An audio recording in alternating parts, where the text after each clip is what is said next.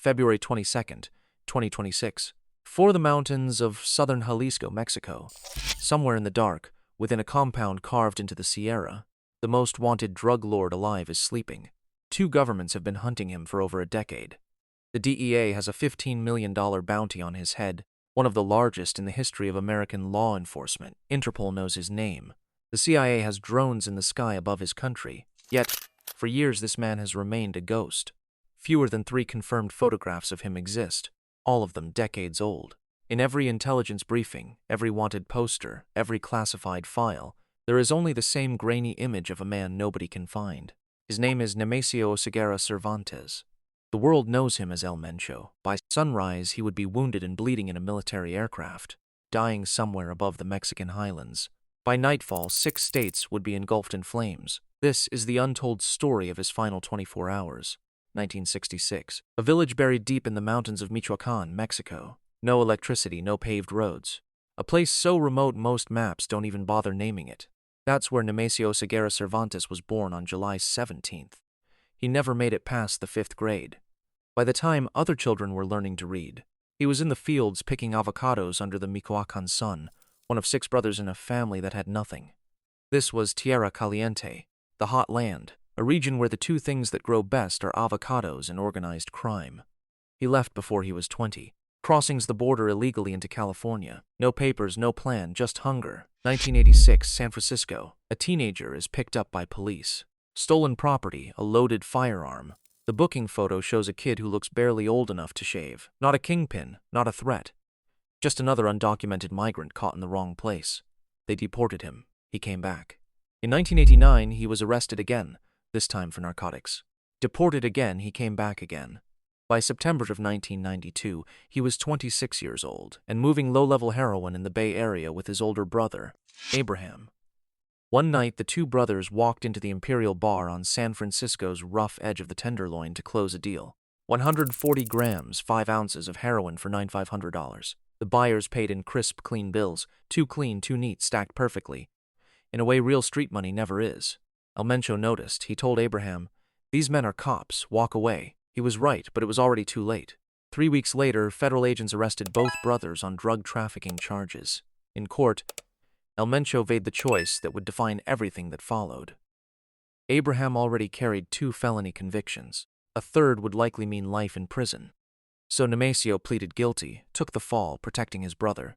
He told the court, by all accounts, to give him the minimum sentence. The judge gave him 5 years. He served 3 at Big Spring Correctional Center in West Texas, a federal prison built to house undocumented immigrants. 1997.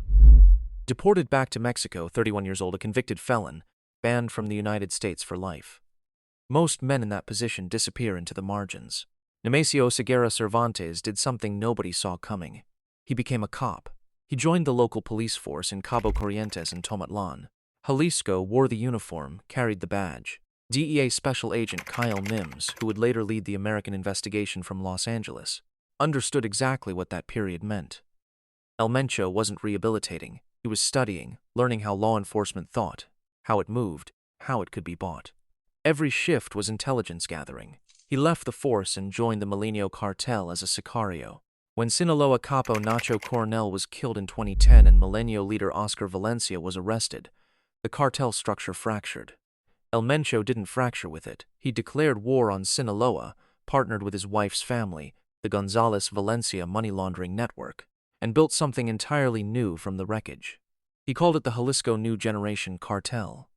Within a decade, it had a presence in all 50 American states and more than 40 countries. By 2019, the DEA assessed El Mencho's cartel was moving at least 1/3 of all drugs entering the United States. His personal net worth was a minimum of $500 million, potentially over $1 billion. The Mexican government estimated CJNG's total assets at $50 billion. The avocado picker from Michoacán had built a narco empire that outranked most countries' economies, and which the Trump administration had previously considered designating a foreign terrorist organization. Nobody could find him. Joaquin El Chapo Guzman wanted to be a legend. He gave interviews to Sean Penn in the jungle. He had corridos written about him. He wore his name like a crown.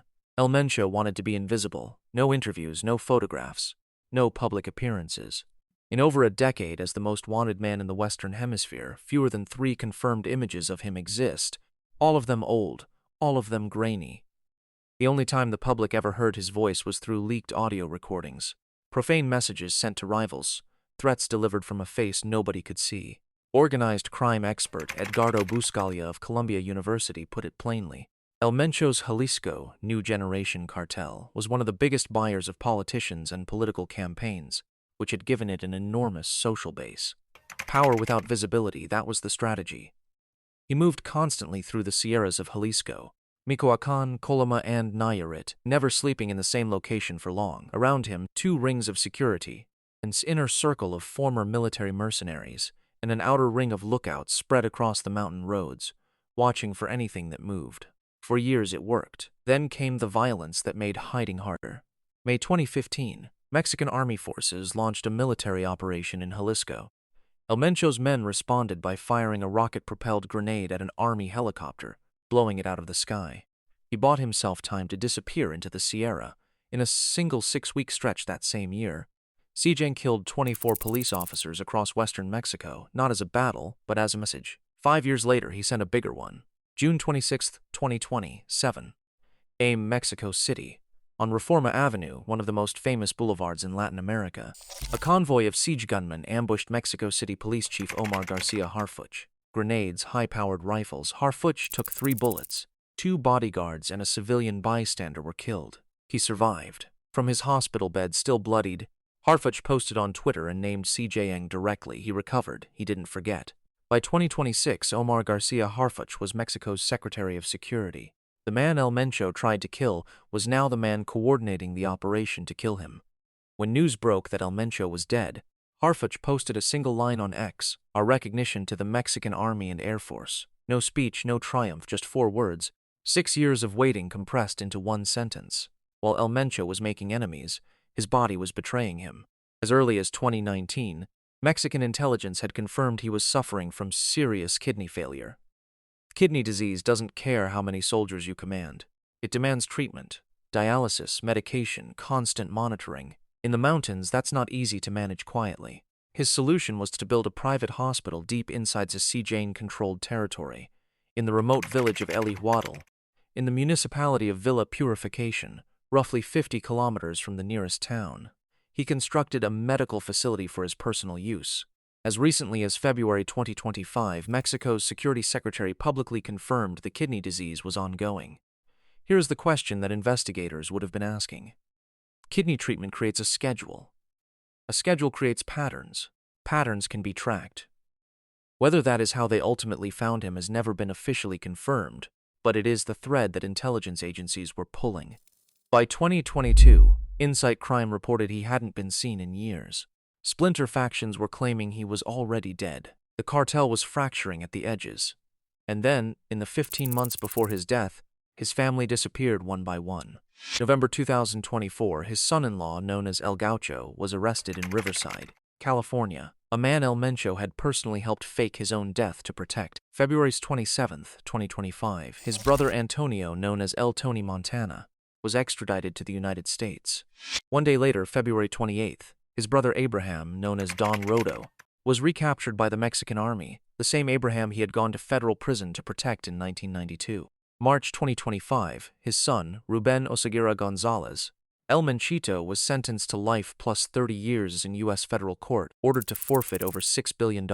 February 2025's wife, Rosalinda Gonzalez Valencia, was released from Mexican prison and immediately placed under surveillance. Every person who knew his location, every person who held his money, every person who could find him in the mountains, was arrested, extradited, or watched. By February 2026, he was the last one standing, and he was sick and he was alone. December 2024. The United States Department of State quietly raised the reward for information leading to El Mencho's capture from $10 million to $15 million. It was the largest narco bounty in active circulation. Somewhere in the mountains of Jalisco, the price on his head had just gone up 50%. Nobody came forward. Not yet. January 2026.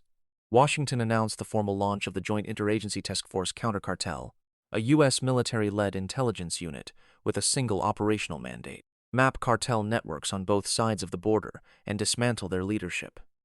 El Mencho sat at the very top of their target list. What was happening in the background was more significant than any press release. According to Reuters, the CIA had been conducting secret drone flights over Mexican territory, feeding real-time intelligence on cartel movements to Mexican forces. A former U.S. official told Reuters that the United States had compiled what intelligence agencies call a target package for El Mencho, a dossier combining law enforcement intelligence, signals intelligence, and human intelligence, and handed it directly to the Mexican government. This wasn't cooperation. This was a coordinated hunt. Mexico's President Claudia Sheinbaum was caught in a bind she couldn't escape. Throughout her political career, she had publicly criticized the kingpin strategy, the doctrine of targeting and eliminating cartel bosses. Her argument was straightforward and backed by history. Decapitation doesn't kill a cartel, it fractures it. And a fractured cartel produces more violence, not less. She had said this publicly repeatedly, but the U.S. administration was applying pressure that Mexico could not easily absorb. Tariff threats, military posturing, diplomatic ultimatums. El Mencho had become political currency, the trophy that would prove Mexico was serious about its side of the border. The trap was set, and the operation moved forward. Now Talpa. If you look at Talpa on a map, it reads like a postcard. A small colonial mountain town to us southwest of Guadalajara. White stone churches, pine forests, cobblestone streets, a weekend escape for wealthy residents of Guadalajara, Tapatíos. The kind of place tourists photograph, and cartels launder money through quietly. That last part is documented. In September 2015, nearly a decade before the operation, the U.S. Treasury's Office of Foreign Assets Control sanctioned specific CJ businesses operating in Talpa. Among them, a rental cabin operation identified as a front for cartel money. El Mencho's organization had roots in that town for 10 years.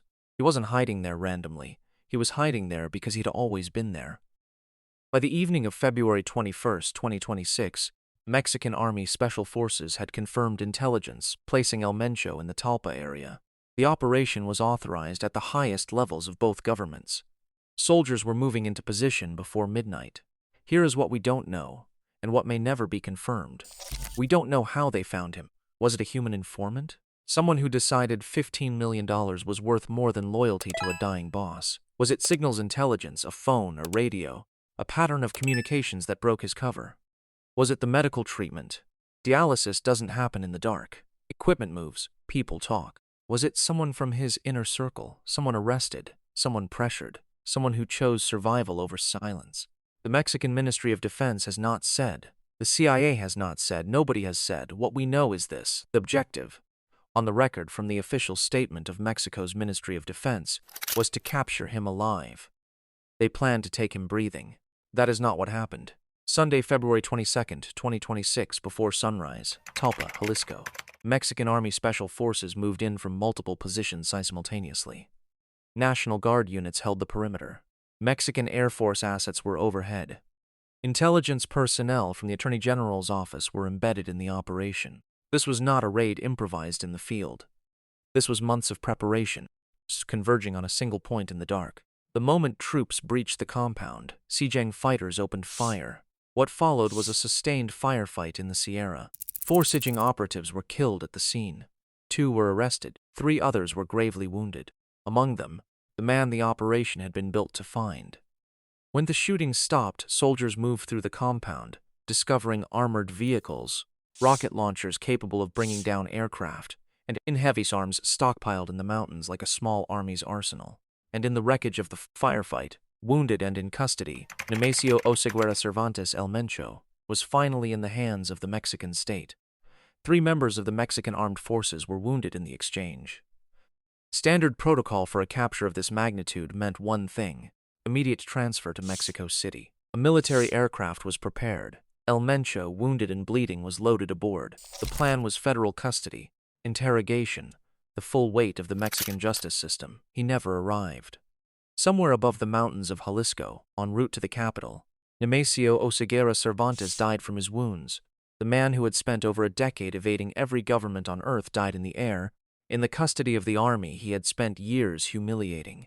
The man who shot down a military helicopter with a rocket-propelled grenade to escape the Mexican Army in 2015 was transported by the Mexican Army's own aircraft. He didn't make it off the plane. In Mexico City, Omar Garcia Harfuch, the man CJNG had shot 3 times on Reforma Avenue in 2020, opened his phone and posted 4 words on X. Our recognition to the Mexican Army and Air Force. No speech, no press conference, no photograph. Just 4 words from the man who had waited 6 years for this day. Then Mexico started burning within hours, unleashed coordinated violence across 6 states. 21 highway blockades were ignited across Jalisco alone by 3 p.m. Vehicles were set ablaze across Jalisco, Michoacán, Colima, Tamaulipas, Guanajuato, and Aguascalientes.